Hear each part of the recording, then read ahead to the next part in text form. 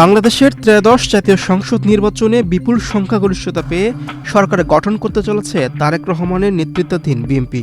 নির্বাচনের ফলাফল ঘোষণার পর শুধু বাংলাদেশে নয়, আশার আলো দেখছেন সীমান্ত পেরিয়ে ভারতের পশ্চিমবঙ্গের ব্যবসায়ীরাও, বিশেষ করে কলকাতার নিউ মার্কেট এলাকায়, যা দীর্ঘদিন ধরে মিনি বাংলাদেশ নামে পরিচিত। ঢাকার রাজনৈতিক পালাবদল কি ফির চাঙ্গা করবে কলকাতার ব্যবসা?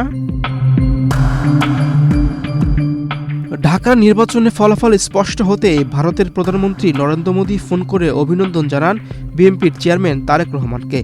সামাজিক যোগাযোগ মাধ্যমে তিনি লেখেন, দুই দেশের বহুমুখী সম্পর্কে আরও দৃঢ় করতে একসঙ্গে কাজ করার প্রত্যাশা রাখছেন। অন্যদিকে পশ্চিমবঙ্গের মুখ্যমন্ত্রী মমতা ব্যানার্জিও এক্সে শুভেচ্ছা বার্তা দিয়ে তারেক রহমানকে আমার ভাই সম্বোধন করেন এবং রমজানের আগাম শুভেচ্ছা জানান। রাজনৈতিক সৌজন্যের এই বার্তা যেন নতুন করে আশার আলো দেখাচ্ছে কলকাতার নিউ মার্কেট ব্যবসায়ীদের। কলকাতার নিউ মার্কেট বহু বছর ধরে বাংলাদেশের পর্যটকদের জন্য অন্যতম প্রিয় গন্তব্য। ভাষা, খাদ্যাভ্যাস, সংস্কৃতি মিল সব মিলিয়ে বাংলাদেশিদের কাছে এ শহর যেন বাড়ির মতোই। Hotel, guest house, money exchange, travel agency থেকে শুরু করে কসমেটিক্স ও পোশাকের দোকান, অনেক ব্যবসায় কার্যত নির্ভরশীল ছিল বাংলাদেশি ক্রেতাদের উপর। কিন্তু গত 1.5 বছরে রাজনৈতিক টানাপোড়েন ও সম্পর্কের শীতলতার জেরে কমতে থাকে যাতায়াত, তলানিতে ঠেকে ব্যবসা, অনেকেই বাধ্য হন প্রতিষ্ঠান বন্ধ করতে। কলকাতার ব্যবসা 70 থেকে 80% বাংলাদেশি ক্রেতাদের উপর নির্ভরশীল। আগের মতো ভিড় নেই। যদি নতুন সরকার দুই দেশের সম্পর্ক ভালো করে, ভিসা সহজ হয়, তাহলে আবার আগের দিন ফিরবে বলে মনে করেন ব্যবসায়ীরা। আমাদের দেশবাসীর তরফ থেকে জানাচ্ছি যে তারেক রহমানকে অভিনন্দন জানাচ্ছি যে এবারে আমাদের একটা হোপ আছে যে দেশটা ভালো দিকে যাবে, ওই রিলেশনটা আমাদের ফেরত আসবে। যা ছিল আগে হয়ে গেছে, এখন আবার নতুন করে আমরা চাইছি যে একদম ভালো রিলেশন দেশে হয়ে যাবে, এখানকার ব্যবসা আবার স্টেবল হোক। আর ভিসাটা আমার যতদূর মনে হচ্ছে যে ভিসা একটু সরকার বাড়িয়ে দিলে বা ঠিক মতন দিলে আবার পুরনো যেরকম সিচুয়েশনটা ওটা এসে যাবে আমাদের এই এরিয়াতে। ভিসা সমস্যাটা আশা করি এই নতুন সরকার এসে একটা সমাধান করবে, এটাই বাস্তব, এটা আমরা আশাবাদী। আগের মতো তো অবশ্যই ট্যুরিস্ট ভিসা দিবে, আর ট্যুরিস্ট ভিসা দিলে কলকাতায় আসার জন্য অনেক লোক অপেক্ষায় আছে। ঢাকার নির্বাচনের ফলাফল শুধু রাজনৈতিক সমীকরণই বদলাচ্ছে না, প্রভাব ফেলছে সীমান্তের এপারেও।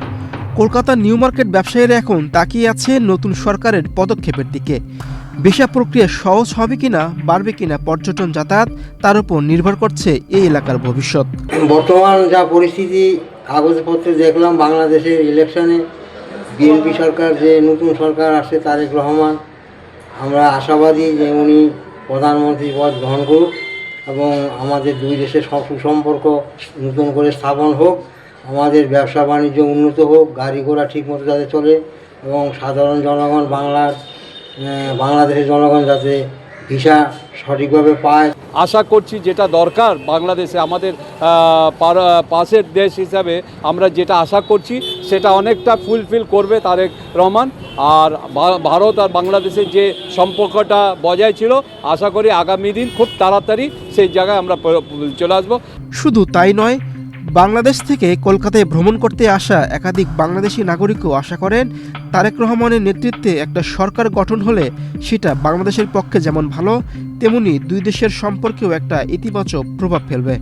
আমাদের দেশে বর্তমান যে সরকার পাস করছে, অনেকদিন পর একটা নির্বাচিত সরকার আসছে, আমরা চাই সরকার ভালোভাবে চালাক, দেশ চালাক এবং আমাদের ভারতের সাথে মিল মহব্বতের সাথে এই দেশ চালাক, এটা আমরা চাচ্ছি। আমরা খুবই খুশি, বিএনপি আসলে তো আমরা তো অনেক খুশি হয়েছি যে একটা সুন্দর গভর্নমেন্ট পেয়ে গেলাম। এখন আগামীতে সুন্দরভাবে বিএনপি আমাদের জন্য কাজ করবে, এটা আমরা আশা করি। দেশের জন্য যেটা ভালো সেরকম একটা গভর্নমেন্ট হয়েছে আশা করি। বাদ বাকি দেখা যাক, আসলে অতীতের কোনো অপকর্ম যাতে এখন নতুন করে না হয়, এইটাই বাংলাদেশের জন্য চাওয়া থাকবে। আশা করা যায় ভালো হবে, এই আশা ব্যক্ত করি। বাংলাদেশের নতুন সরকারের সঙ্গে ভারতের সম্পর্কে কোন পথে এগোয় সেটাই এখন দেখার। তবে এই কথা স্পষ্ট, ঢাকার ভোটে ঢেউ এসে লেগেছে কলকাতার বাজারেও।